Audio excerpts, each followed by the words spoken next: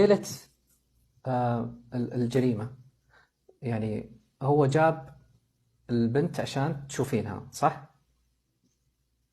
صح، كانت عندي هي قبل بيوم. أخدها كان يوم، ردها الصبح تاني يوم.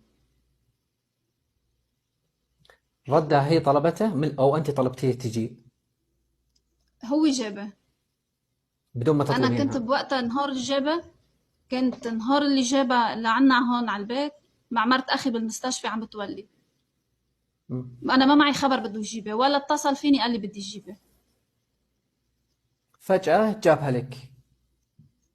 جابها حتى عند بيت عمي تحت، صار يكفر ويعيط على البنت ويقول خدوها ولا بقى لا بقى تطلعوا لي اياها على البيت، ما بدي اياها.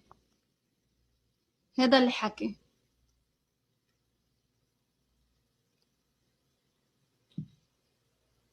من استقبل البنت؟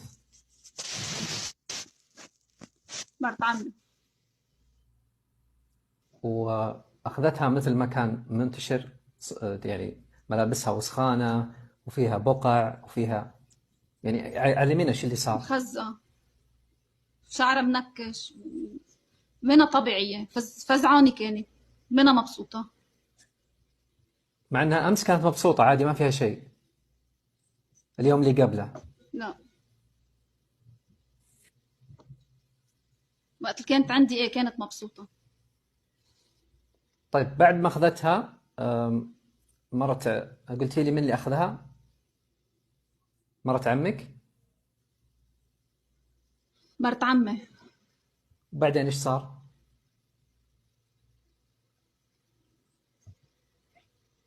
أنا وقتها كنت بالمستشفى مع مرت أخي عم تولد، استلمتها مرت عمي منه. وقت اللي استلمتها ضلت عندها البنت لحتى إجا أبي على البيت. استلمها أبي مني، بي يعني. أخدها لعند أختي، استلمتها أختي منه بالبيت من بيي. أختي ليك معي إذا بتحب تحكي معي. قربي. من السماء. إيه خليها تجي. قربي رش. هيدي أختي. طيب السلام ممكن عليكم. بس، وعليكم السلام حياك الله، ممكن بس تعرفيني باسمك وتقولي لي كيف استقبلت البنت؟ كيف كانت؟ كيف كان شكلها؟ إيش سويتي بعدها؟ اسمي بهية. بهية أبو خليل، اختها لوعد. خالتها للبنت. كانت البنت عند بيت عمي تحت، فإجا أبي من المستشفى طلع لي إياها. كانت البنت كتير خايفة، كان شعرها منكش وكلها شحوار، مشحورة يعني موسخة كتير، وكانت جايبها مخزقين، لابسينها كنزة وشورت صبياني كمان، مع إنه يعني كانوا ما ملبسينها مزبوط كمان. طيب يعني اللي استقبلها برا البيت، وكانت بحالة إنه خاف وحزينة. اللي استقبلها أنت استقبلها معكم. إيه. استقبلتيها داخل البيت، بس من اللي استقبلها من الأب اللي أخذها من يد الأب؟ مرت عمي، مرت مرت عمي هي عمي. موجودة معي هون. أوكي موجودة عادي تحكي؟ إيه. هذا كان هيك اجت لبسها؟ البنت بهذا المنظر. ايه. هذا اللبس. كانت مناكشة وكنزة مخزقة، وكانت كلها شحوار عجريها وعديها وعوشها. طب ما سألتها عمة البنت، يعني قالت لها ليش شكلها زي كذا؟ ليش ملابسها ليش في بقع؟ ليش مفجوعة؟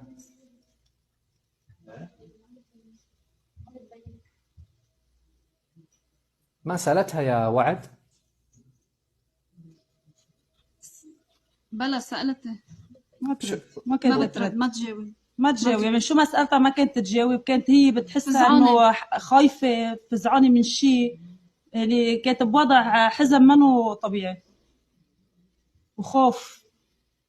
طيب والفترة هذه كانت ونسألها شبك، كانت وعد في نسألها المستشفى؟ شبك شو صاير معك، ما ترد. ايه.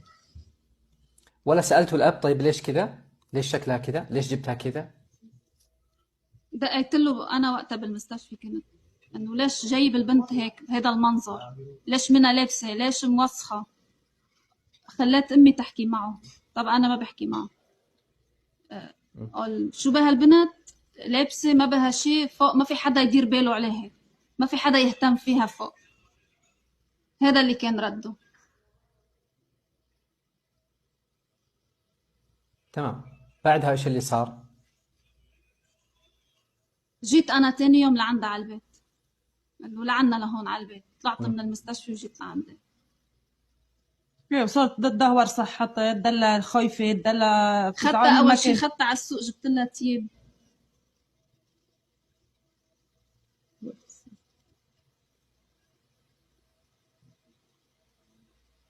مم.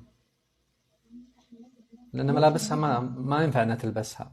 انت شفتي البنت بس تعبانه نفسيا وشكلها فاخذتيها السوق، يعني ما كنت تدري ان في شيء في جسمها او تعبانه في، لا لا بس نفسيا لا أبدا، ما توقعتي خبرتني لانها أي شي. انضربت. إيه. طيب عمها كم عمره؟ عمره هلا شي 16 سنة. 16 سنه. وك... شي 17 هيك شي. طيب ومتى كان يعني يتحرش فيها؟ متى كشفتيه؟ من شي سنتين، كانت الثانية عنده. من سنتين، يعني عمرها تقريبا 14 سنه. 14 مظبوط. وكيف كشفتيه؟ قالت لك لين؟ هي لين تخبرني. قالت لك انه كان يتحرش فيها؟ صح. وأنا والاب منعت تروح لهون، منعتيها ايش؟ إنه تروح لعند، إنه تفوت لعندنا على الغرفة لهون، لأنه نحن بنفس البيت، أنا بغرفي معهم. فمنعتيها انها تروح تشوفها مره ثانيه او تطلع اصلا من الغرفه. مظبوط. طيب بعد ما وديتيها السوق اشتريتي لها ملابس والعاب ورجعتيها، حكينا وش اللي صار. أول يوم العيد عيد مرضت الاضحى. البنت، ما بعرف، مرضت، أخذتها على الحكيم.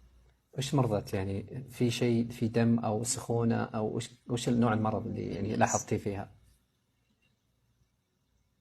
أخذتها على أساس وقعت وعاملة داهية كانت عم توجع، يعني على قد ما شد فيها وقت الجابة وزتها هون. امم أخذت عملت لها صورة، طلع ما في شي بإيديها، بس ردي هون.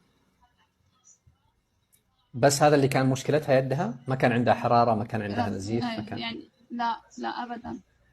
أعطاني وقتها بنادول الحكيم لحتى أعطيها من يخفف الوجع شوي عنه.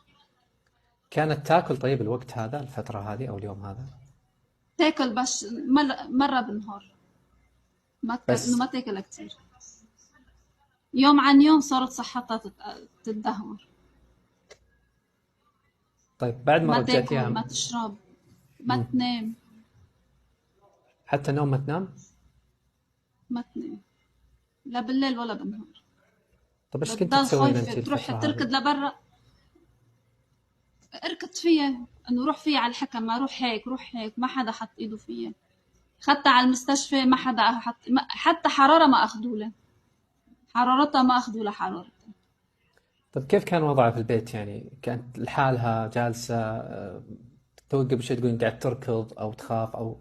بس معي ضلت قاعدة بحضني، ما تقرب على حدا، تخاف، ما تقرب على حدا. أوكي، وديتيها الحكيم وأعطاها بنادول وبس، وما كشفوا لها أي شيء ولا كشفوا لها حرارة ولا شيء؟ لا لا ولا شيء. رجعت بس تاني يوم اخذتها على الحكي، ثاني يقول لي يوم ما بها بالضبط؟ شيء. ايه قال لي ما بها شيء، تركته. رجعت تاني يوم، ثالث يوم خدتها على المستشفى. بالمستشفى ما عملوا لها اي شيء، لا اخذوا لها حراره ولا فحصوها ولا شيء. حولوني على حكيم اطفال، اخذتها على حكيم الاطفال. حكيم الاطفال كتب لها على دواء فطريات، دواء للحراره، دواء للمغص، عفوا للمغص.